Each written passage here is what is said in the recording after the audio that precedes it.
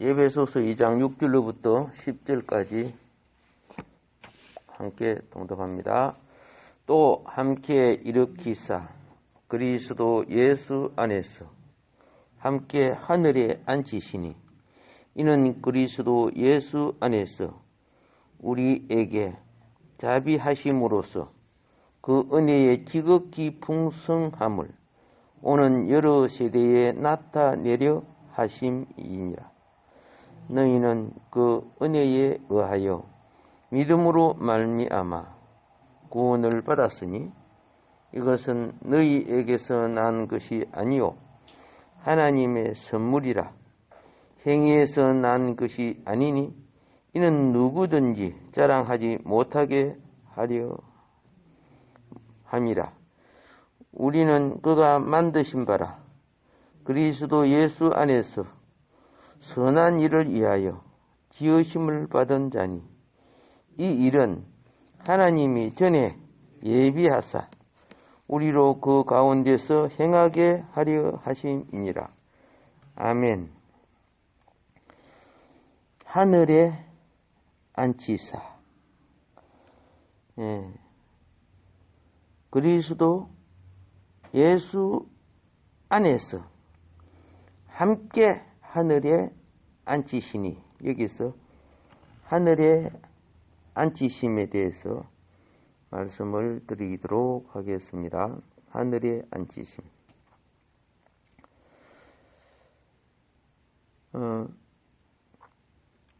우리를 구원하고 살리신 목적이요, 땅에 거하라고 한 거 아니라는 뜻이에요.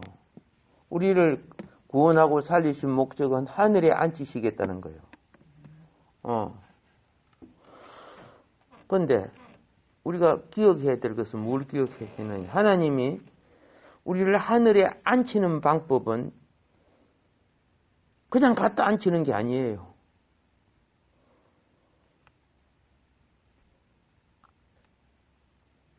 그 차원으로 갈 수 있는 준비를 시켜야 되는 거예요.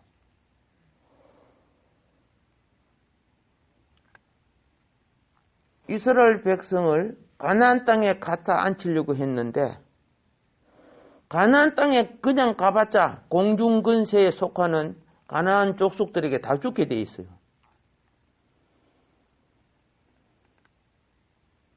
그러니까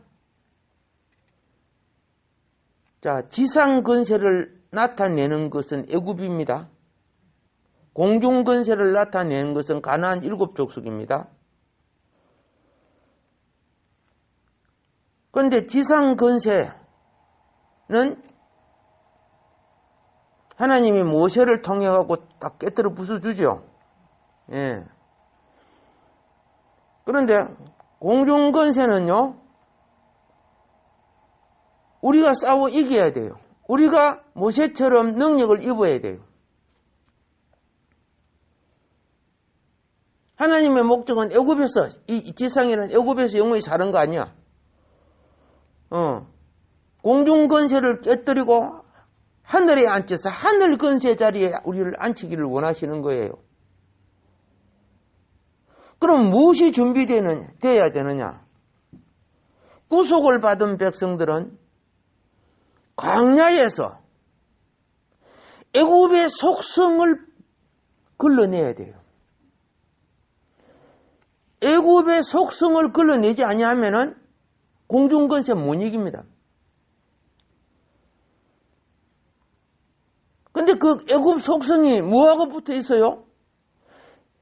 우리 육체의 소욕하고 세상의 가치 속에 붙어 있어요. 세상의 가치가 뭔가죠? 부귀, 공명, 영화, 장수. 이 세상 가치예요. 생각해 보세요. 역사에 수많은 정치, 부자, 그렇죠? 경제, 연예인, 수많은 사람들이 그거 누리고, 그거 갖고 출세하고, 그거 갖고 축복받았다고 하다가 다 죽었어요. 100년을 살았어요? 200년을 살았어요? 영혼이 쏙힌 거지요. 지난번에 말했죠. 자족의 법칙에 자람이 없는 한 자족의 법칙에 자람이 없는 한, 그렇죠? 치우치게 되는 거죠. 하나님 우리에게 주실 때 밀을 주시면요. 밀은 밀 정도만 커야 되죠. 밀이 자라갖고 막 나무가 돼버려. 밀은 밀 정도 크고 목적이 그 다음에는 안에 속대를 통해서 열매를 맺는 거죠. 배가 배 정도만 커야죠. 배가 지붕만치 커버려. 속대가 안 나오고. 이게 바로 뭡니까? 예. 세상의 영에 의해서 변질된 사고방식이 되는 거죠. 대한민국이 경제는 성장했는데 영적으로 교회는 거의 어떻게 해요? 타락해버리죠. 영적으로 타락하지 않았으면 현실에 이렇게 저주가 될 수가 없어요. 그런데 그걸 갖다가 성공이라고 해요. 하나님이 보실 때는 쭉정이가 꽉 찼는 거예요. 많은 쭉정이들이야. 가라지는 아닐지라도, 가라지도 있죠. 가라지가 더, 배농사 해봤죠? 예, 그 피가 더 커요. 제가 중학교 다닐 때, 우리 중학교 언덕 밑에 저희 논이 있었어. 그런데, 논을 빨리 돌보지 못해 놓으니까 피가 자라갖고, 중간중간 막 피가 자라갖고 더 큰 거야. 그래가지고 낫을 갖고 가가지고 피 있지요. 그것만 살짝 잘라내고 그래서 혹시 그 씨앗이 떨어지면 다음에 또 나니까. 성경에 보니까 뭐이 나와요? 가라지를 먼저 거둔다는 말이 혹시 농사하는 거하고 그렇게 같구나 하는 것을 봤습니다. 그래서 광야교회가 직업을 말하는 거예요. 광야교회가 뭐에 준비되어야 되느냐? 예수를 믿고 신앙생활에 뭘 준비해야 되느냐? 세상에 속았던 가치관이 빨리 벗어나줘야 돼. 이 가치관이 육신 속에 교회 안에서 불평을 낳아요.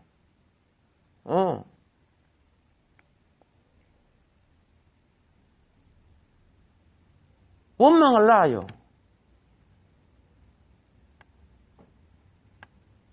그거 회개가 되지 아니하고 처리되지 않으면 가나안 들어가긴 힘들죠.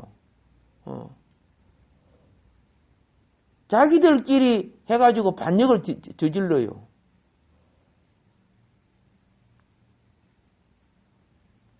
종말은요, 공중근세와 싸워야 되는 거예요. 그런데 진리로 자라지 못하면요, 세상 근세인, 음부근세가 육신의 정적, 안목의 정적, 이생의 잔혹으로 우리를 공격해 온 것이 음부근세입니다. 예. 사단은 그걸 충동하는 거예요. 이 음부근세의 유혹에 빠진다 그 말입니다. 그래 영혼이 허물과 죄로 죽어버린 존재들인데, 그런데 우리 주 예수 그리스도의 출애굽 사역이 십자가 보혈의 사역입니다. 예. 우리 영혼을 건져서 어디에 앉혀섰다? 어디에 앉혀서서? 하늘에 앉혔다고 되어 있어요. 이상하다. 내 하늘에 아직 없는데. 보세요. 그리스도 예수 안에서 함께 하늘에 앉으시니 6절에 그래 말했죠? 이게 영의 현상이에요. 우리가 은혜를 입으면은, 예수 안에 은혜를 입으면 내가 하늘 차원에 있게 돼요. 예. 그런데 은혜가 떨어지면 또 사닥다리 타고 내려와요. 은혜가 충만하면 하늘 차원에 있다가, 그런데 은혜가 충만하지 못했을 때 아나니아와 삽비라 현상이 일어나요. 가짜 성김. 그죠? 겉으로는 하나님 섬기는 것 같지만, 그죠? 뒤에 자기 포켓 만들어 놓고, 아니, 이만큼 내가 쓰고 이만큼 내가 하나님께 드립니다 해도 되잖아. 왜 거짓말을 해가지고 성도들한테는 온전히 섬기는 것처럼 그래 하냐, 그 말이야. 그럼, 그게 뭡니까? 영적 죽음을 가져오는 거예요. 오늘 가짜 섬김이 얼마나 많은 줄 아세요? 겉으로는 하나님을 섬기지만, 사람들 눈에는 자기가 온전한 것처럼 보이는 거.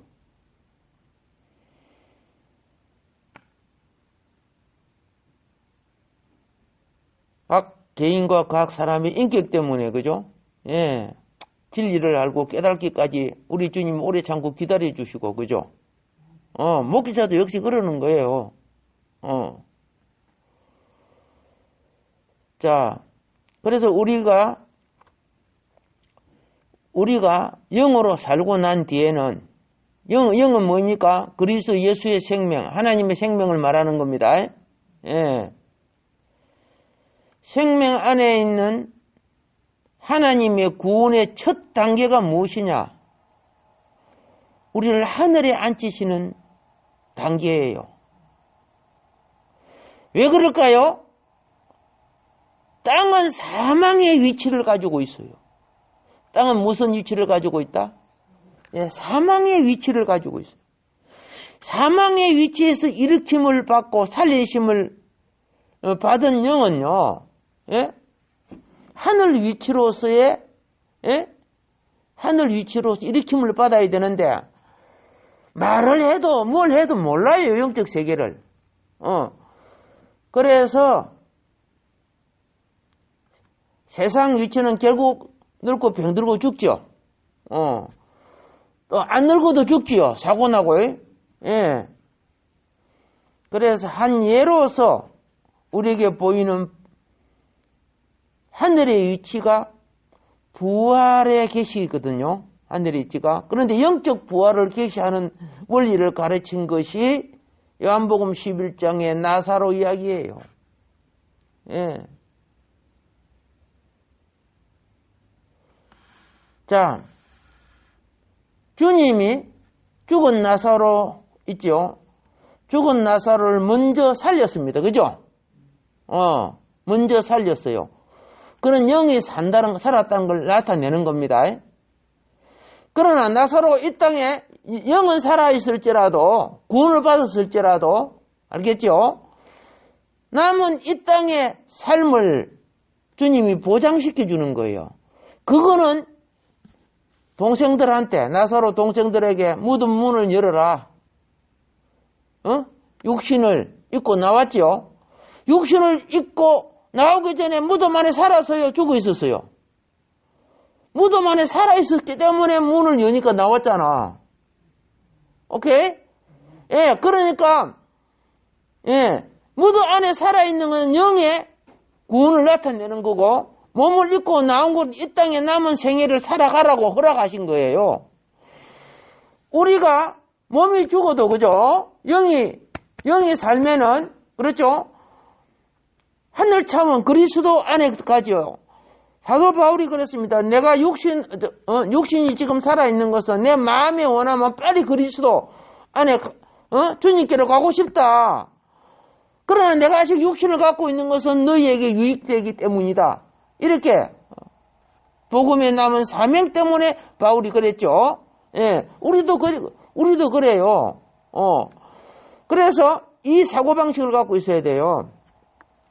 내가 예수 안에 함께 일으키심을 받은 것은 영입니다. 예. 아직도 내가 육을 갖고 있는 것은, 그렇죠? 그분이 원하시는 기간 안에 그분의 뜻을 이루기를 원하시기 때문에 그러는 거예요. 그러니 너는 아무리 10번 살리나도 도론복이다 그러면 그냥 데리고 가는 거죠. 왜? 네 살려봤자 복음의 방해밖에 더 되냐? 자, 그래서 함께 일으키신 것은 그리스도의 부활 안에 들어간 것을 말하는 겁니다. 함께 그리스도 안에서 함께 일으키심을 받았기 때문에, 자, 우리는 사망의 위치에, 그렇죠? 속한 사람이죠. 예. 그런데, 자, 지난번에 그랬어요. 출애굽할 때 몽땅 출애굽을 하죠. 그죠? 그리고 홍해를 걸을 때, 홍해를 지나갈 때 모두 다 홍해를 건너가지요. 근데 애굽은 하나도 못 건져가고 애굽 군병은 죽었지요. 지상건세, 음부건세를 멸하는 것을 말하는 건데, 우리가 이 음부건세에서 일으킴을 받았습니다. 자, 그런데 개인적으로 보면 개인이 한 사람 한 사람이 걸어서 홍해 건너갔죠. 이 개인적 구원이라고 해요. 그러나 건너가가지고 애굽을 출애굽해가지고 나와서 광야 쪽으로, 그렇죠? 광야 쪽으로, 시나이 쪽으로 건너가서 도착한 거는 각자 다르죠. 늦게 온 사람도 없고 일찍 온 사람들도 다르죠. 그러니까 각자 도착하는 그 체험을 개인적 체험이라고 하고, 하나님이 볼 때는 그 시간 안에 전체가 들어오는 것을 단체적 구원이라고 하는 거예요. 그러니까 내가 체험하는 것은 개인적 구원입니다. 근데 하나님은 은혜 기간 동안에, 그죠? 복음을 듣고 믿음으로 따라 들어오는 모든 사람들은 어디에 속한다? 단체적 구원에 속하는 거예요. 예. 예배 드릴 때도 각자 들어오는 시간이 다르잖아요. 그렇죠? 예. 그러나 예배 안에 어느 날 보면 성도들이 차 있으면 그런 단체적인 것이 되잖아요. 자, 그 관점을 조금 이제 생각해서. 그래서 여기 성경은 개인적으로 하늘 차원이 있고 단체적인 하늘 차원이 있음을 우리는 알아야 된다. 그 말입니다. 자, 그러면은 이제 우리는 에베소서에서 구원이 로마서의 구원과 차원이 있다는 걸 말씀드렸습니다. 자, 로마서에서의 구원은 하나님의 의로우심을 입혀주는 구원이에요. 이 죄인이 구원받으려고 하면 의를 입어야 돼요, 의를. 우리가 무슨 의가 있습니까? 예, 평생 깨끗하게 살아도 말 한마디 잘못해도 그건 죄가 되는 건데, 태어날 때부터 조상으로부터 아담으로부터 물려받은 죄의 유전이 얼마나 큽니까? 자, 그래서 로마서의 구원은 하나님의 의로우심을 인한 구원이고요. 의를 입혀주시는 구원입니다. 에베소서의 구원은 이 의를 입은 자에게 하나님의 하늘에 속한 생명을 부여받은 구원이에요. 그러니까 의를 입어야 생명을 받는 거 아시잖아, 그죠? 예수 그리스도의 대속은 우리에게 의를 주셨고 예수를 믿는 자에게 성령이 오셔서 생명을 주셔요. 그래서 이제 우리는 에베소서의 구원은 생명이 있어야 그리스도의 몸이 되지요. 그러니까 여러분과 내가 왜 예배 드리기를 힘써야 되는 줄 아세요? 그리스도의 몸을 이루어 드리는 거예요. 그리고 구역 예배 좀 살려주세요. 지체적인 예배, 그죠? 전체적인 예배. 이스라엘 전체 예배에서 전체적인 예배는요, 7절기 있죠? 7절기에 있어서 전체적인 예배는 6월절, 오순절, 초막절은 전체적인 예배. 전 백성이 예루살렘에 와서 드리는 예배를, 그죠? 온전한 몸을 이루는 예배고 3번 있습니다. 예. 그리고 이제 지체적인 예배는요, 각 성읍에서 드리는 거예요. 자기 성읍. 그리고 안식일 예배는 다 해당해서 각 지역 해당했죠. 전부 드리잖아요. 저건 우리가 그렇게 되는 거예요. 우리가 계시록에 보세요. 모든 성도가, 그죠? 예. 하나도 빠짐없이 부활을 입고 하나님 보좌 앞에서 예배 드리죠? 그게 완성된 예배가 되는 거예요. 이 훈련이 개인 예배부터, 가족 예배부터, 그죠? 영적인 가족인 구역 예배부터 살려나가기를 주님 축복합니다. 그거 이유되고 변명되면요, 그리스도의 몸 아닙니다, 그거. 솔직히 말해서. 땅에 속하고 음부 근세에 사로잡힌 거예요. 하나님의 기준을 변명으로 해결하면 안 됩니다. 회개로 돌이켜야 되는 거예요. 근데 우리는 변명으로 합리화시켜 버리는 거예요. 예. 그래서, 자, 을을 입고 생명을 받은 우리는 그리스도의 몸을 갖는, 그렇죠? 그게 그리스도 아니야, 인 크라이스트. 그리스도의 몸을 갖는 이 목적을 가지고 있어요. 그리스도의 몸이 될 때, 머리 대신 주님으로부터 공급이 된단 말입니다. 공급이 되는 거예요. 오늘도 우리는 이 공급을, 은혜와 진리의 공급을 받으며 살아가는 겁니다. 오늘 하루도 복된 역사, 생명의 역사가 일어나기를 주의 이름으로 축복합니다.